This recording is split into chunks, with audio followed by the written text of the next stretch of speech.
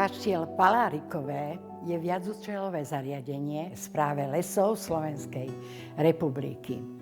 Kaštiel je národná kultúrna pamiatka, historicky sa zaraďuje medzi významné stavby a pamiatky. Tento poľovnícky zámok je veľkolepé, bývalé vidiecké šľachtické sídlo grófskej rodiny Károlyovcov.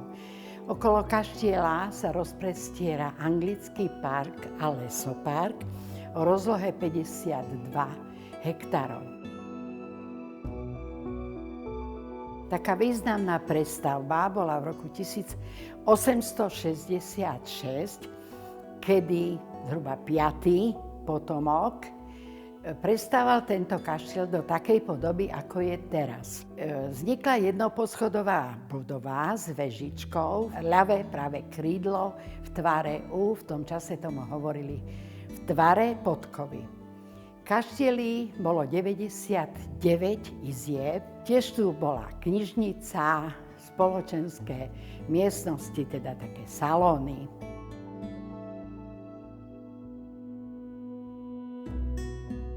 Meno Károly, to som od narodenia vnímal ako nejakú rozprávku, keď sme išli na prechádzku do parku a išli sme okolo kaštieľa, mimovoľne sme stíšili hlas, že tu býval gróf Károly. Spoznal som ich osobne na všelijakých akciách. Mal som tú česť, že ešte som sa zoznámil s grófkou Martou Károlyovou, ktorá tu posledná ako bývala s manželom Alexandrom Károlym a v Palárikove sa narodil aj pán gróf Jožef Károly, s ktorým som doteraz v kontakte. On mal 2 roky, keď odtiaľto museli utiecť.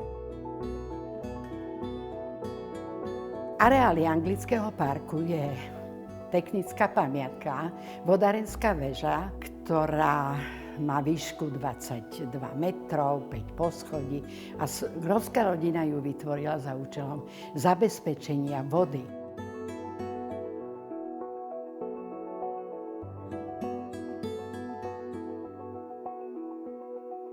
Prvý majiteľ tohto kaštieľa bol gróf Kaunitz. Tento dostal aj s majetkom za zásluhy od Habsburgovcov. Potom došli kurudské vojny. Prvý gróf Károly Alexander proste toto územie určitým spôsobom obsadil v tých bojoch a tým pádom sa sem dostali Károlyovci. Károlyovci sú tu prakticky od 1711.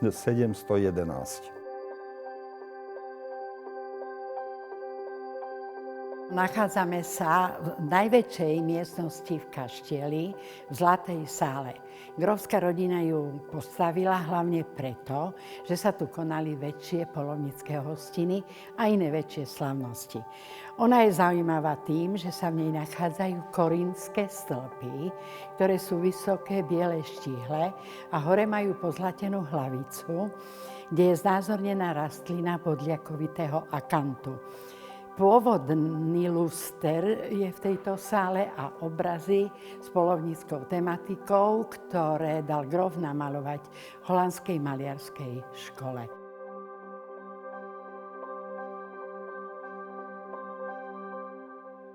V tejto politike osídlovania aj gróf Alexander Károly pokračoval. No a vtedy sa to začalo tu zveľaďovať, lebo už potom neboli vojny. Kaštiel sa nejak dobudoval, vystaval sa kostol v 1746.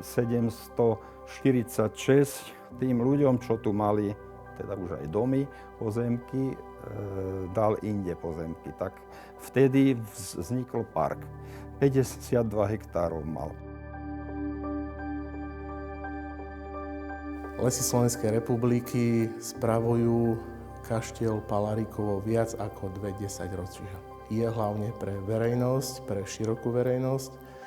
Konajú sa tu v tomto období hlavne súkromné akcie, ale priestor je naozaj dosť využívaný aj na rôzne porady, či už pre štátny podnik Lesy Slovenskej republiky, ale samozrejme aj pre viacero súkromných spoločností.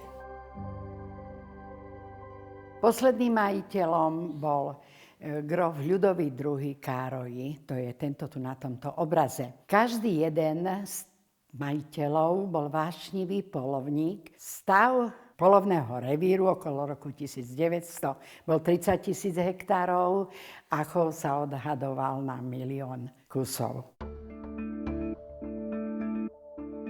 Sa tu konali obrovské polovačky. Jednoznačne po vznik Republiky Československej iba rodinní príslušníci a najväčšie rody aristokratické Uhorska a Rakúsko-Uhorska sem chodili na polovačku. Aj zo zahraničia, aj zďaleka. V kaštieli Palarikov je stále veľa miesta na rôzne trofeje. Momentálne v tomto čase je tu viac ako 150 trofejí. Sú tu rôzne exponáty, parožie, ale naozaj aj kusy, ktoré nie všade sa dá bežne vidieť. Gróf Jožef Károly mal 2 roky, keď odtiaľto museli utiecť na západ. On sa síce narodil v nemocnici v Budapešti, ale potom tie 2 roky strávil v Palárikove. On sa cíti byť rodený Palárikovčan. Všetci Károlyovci, čo sú na svete, vetvy sú 4. Pochádzajú z Palárikova, zo slovenského Medera.